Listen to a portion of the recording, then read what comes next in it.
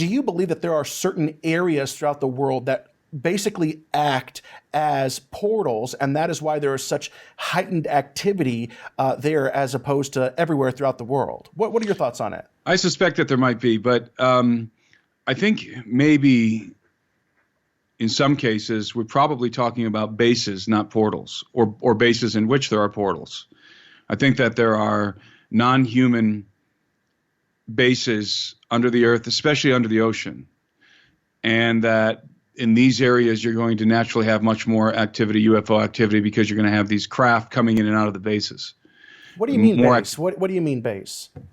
Well, we have our own deep underground military bases in the United States. We also have undersea bases, submarine bases. The Nazis had bases under Antarctica. Mm-hmm. So we have our bases, but then there are bases that are not ours. We know that there are locations where there seem to be non-human, let's call them alien bases. And around these alien bases, you have a lot of UFO activity. You have, just like you would have a lot of military presence around an army base, you have a lot of anomalous activity around these suspected alien bases. And so I absolutely believe that those exist. I do believe that there is an alien presence on planet Earth. And to some extent has been since the conception of mankind. We can get into that.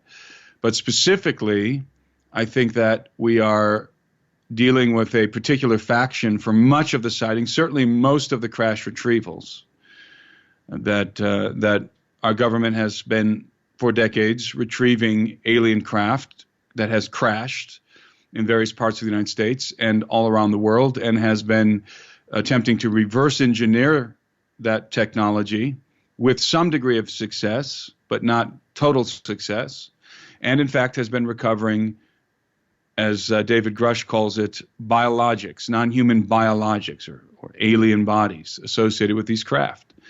And I think that those bodies are probably mostly associated with the gray alien faction. So I would say unequivocally that there is an alien presence on Earth.